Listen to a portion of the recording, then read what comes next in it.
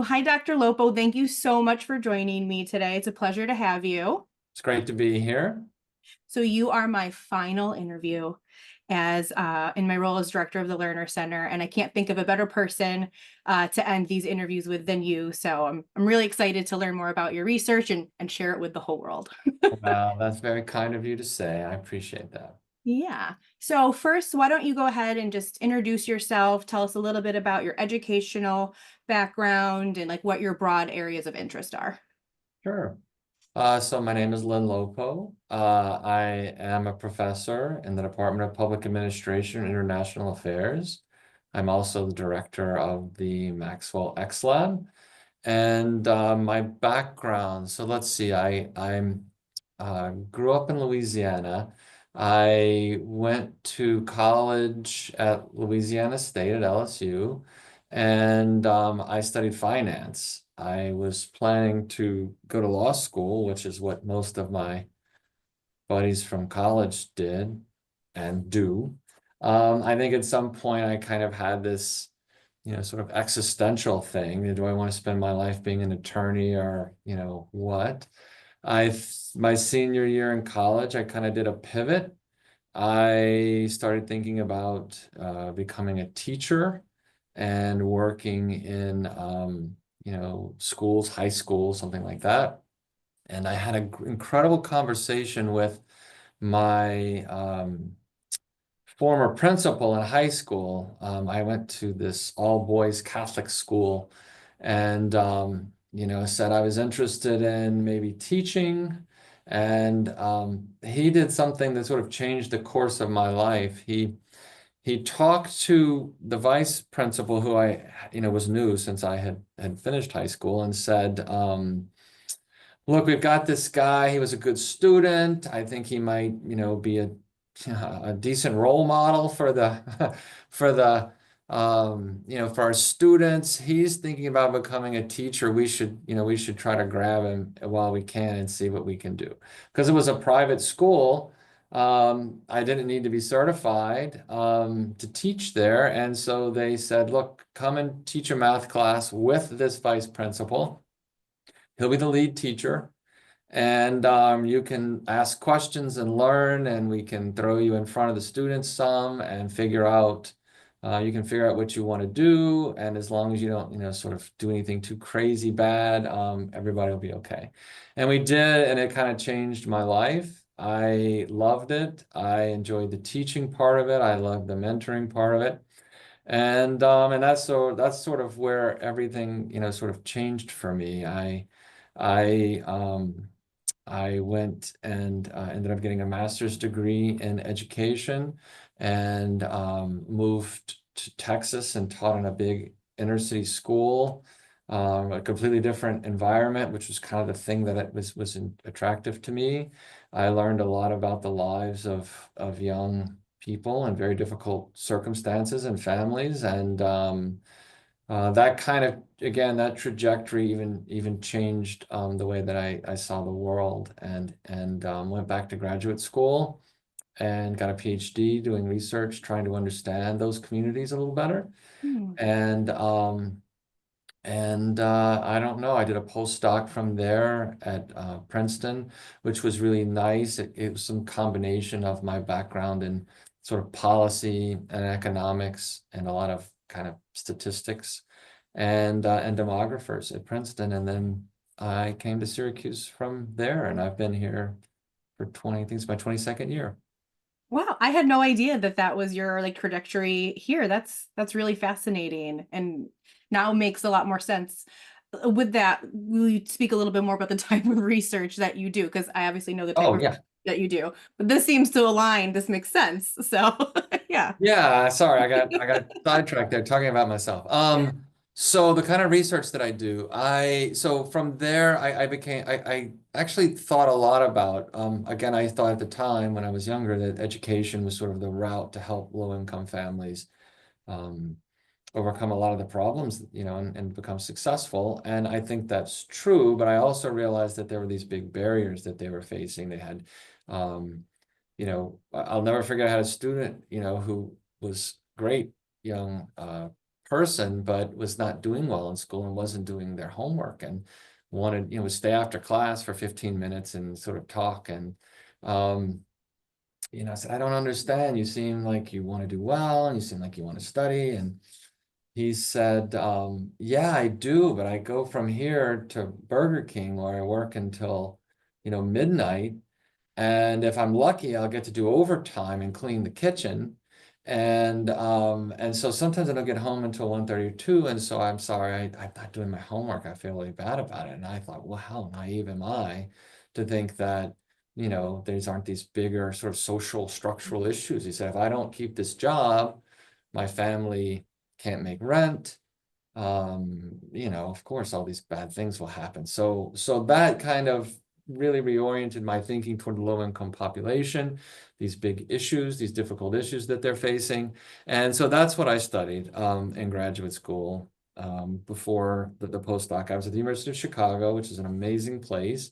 I studied a lot of economics. I studied a lot of social policy questions and how can we use data to try to understand, in my case, how do the interventions that we create actually affect families? So if you offer a health insurance program, does that improve health, a public health insurance program, but how does that also affect, family formation? How does that affect, whether parents have children, do they cohabit? Those sorts of questions. And that's been a real theme through my research, my whole career. More recently, well, it's not that recent now. In 2017, I started the X Lab and started thinking a lot more about, how do you create structures to help public organizations become more effective when they work with people. And that's why a lot of our work still sort of targets low-income families. So that's, I guess, a little bit about the background of the research that I do.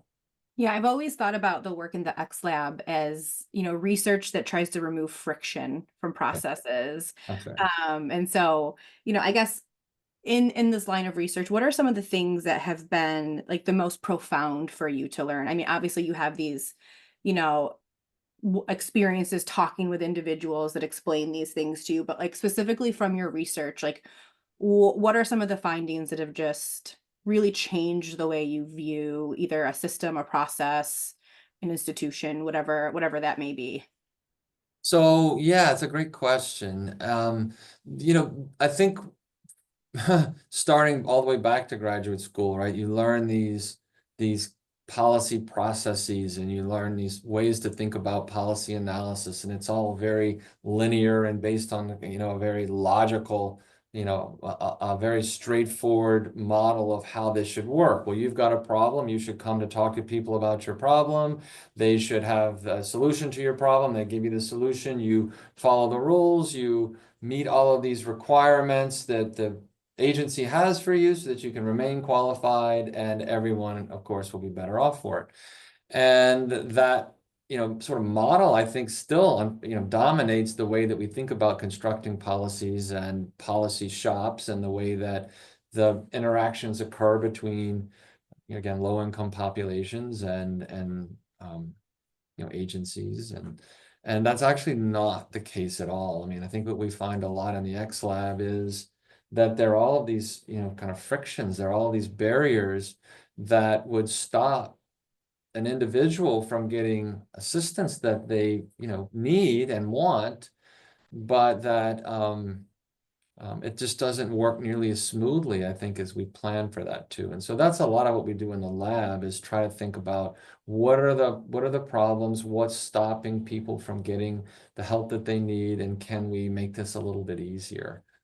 That's probably the biggest thing that I've gained from the lab. I think in this broader line of research, one of the things that always comes to mind for me is how common families are, how we all have some appreciation for what, parenthood is like, or being a sibling. Even if you're an only child, you have some sense of it, aunts and uncles, and how, we all interact. I think we think very little about why families formed. Why do we make the choices we make? Why do we get married if we get married when we do? Why do we have, the number of children we have? Why do we space them the way that we space them? I think most people think these are accidents, or at least in their mind, they say, well, it's just kind of the way this thing happened. And the truth is, it's not the way that it sort of rolled out at all. We're very intentional about our behaviors, and understanding those choices, I think, can allow us to make much better policy.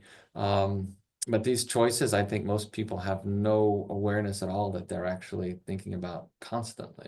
Yeah, well, as you're saying that, I'm trying to think of my own life and reflecting, and I'm like, oh my gosh, like I don't know that I was ever consciously making some of these like decisions. Like they seem just like natural things, but they're right. There probably was a whole cosmos around like why I made that decision to begin with. Well, I'm going to be thinking about that for the rest of the day. I don't know if that's a good thing or, Okay, good. or a bad thing. And this has been a successful conversation. Yeah, we can just end right here. One person will think more about it. Yeah, exactly. So I know, one of the populations you've been kind of working more closely with is the veteran population. You have a couple grants right now that are looking at, food as medicine and things like that. Is there anything specific, about how researchers, or yeah, I'll say researchers should be viewing this idea of like really closing in on certain populations and understanding how specific systems impact them rather than this global approach to like how does SNAP work for everybody, or how to, but like there's certain populations that require additional attention. Yeah, yes, absolutely. Well, I mean, as you know, one of the nice things about Syracuse University is veterans have, are a population that we really think a lot about. Um, so I think that's exactly right, that trying to create a one size fits all program is probably not going to be nearly as effective as it could be. And so trying to understand the specific needs of particular groups is important. So what is different about, even within, quite frankly, the veteran group, what is different about a veteran who has been in the military for 20 years versus a veteran who's been in for 3?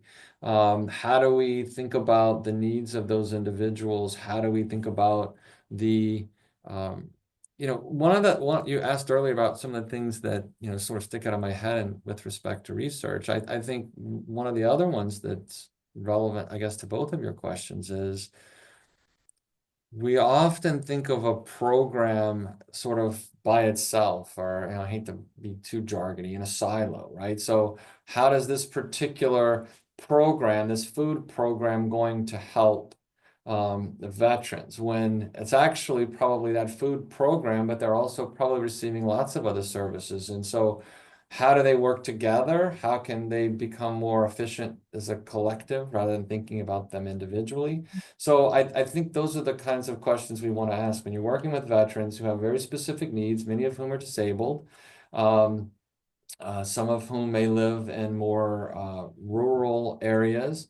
In this particular project, how do we get the foods that they need to them, particularly if they have medical needs, and they may have a difficult time driving, and they may have a difficult time cooking. So how do we actually craft that sort of specific program, and then how do we make sure that we're getting as much out of the investment that we're making as we can? So yes, we do very much, we talk about A/B testing, try something, see how well it works. So evaluation is sort of the theme that runs through everything that I've ever done. We're really thinking a lot about data. How do we measure success? And then can we do a little better? Can we do a little better? Can we do a little better? And what that usually means is, when you're dealing with a veteran population that has specific needs, like the one in the program you mentioned, you design something that looks very different from if you were designing from a veterans population that has slightly different needs, or if you were designing for, a non-military group, where you would do something completely different still. Yeah, it sounds like you have signed yourself up for a career of just constant tweaking. You will never probably be satisfied. Yes, I'm all about that, sort of trying to get the to the optimal place, but there's also the practical side of it, right? Like you just can't keep changing, but it's probably the case that your first, creation isn't going to be the best one, and you probably can do a little better. So it's worth thinking a little bit about. Yeah. Well, I'd like to end it on like a kind of a fun note. What is like a podcast, book, TV show that you're really into right now that, maybe I can start picking up and listening to? I've gotten so many good suggestions from everyone. No pressure. So podcasts, I actually listen to a lot of podcasts. I live close to campus, so I walk in and I walk home, and so I listen to podcasts on the way in and the way out. So what are the podcasts that I listen to? Um, I always listen to Radio Lab. I'm not sure if you're familiar Yep. with Radio Lab. Okay, so Yep. Radio Lab is terrific. I listen to Freakonomics. I listen to people I mostly admire. Um, We listen to the same podcasts.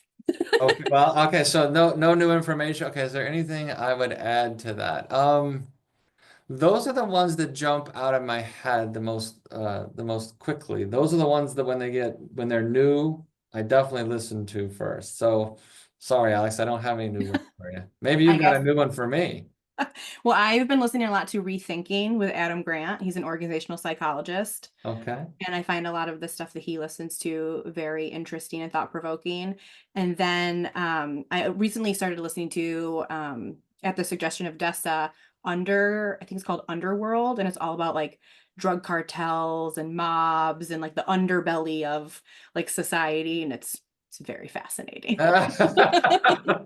It's my Okay. escape. It's my escape for, the drive sometimes when I just need to listen to something a little dark and Perfect. different. Okay. Yeah. I'll give it a try. I Well, appreciate thank it. you so much for your time. It was great talking to you and learning more about your research, and I'm gonna miss you. Hopefully I'll see Well, you I'm gonna around. miss you too, and I thank you so much for asking me to spend some time with you. Of course. I Have a enjoyed great it. day. Okay.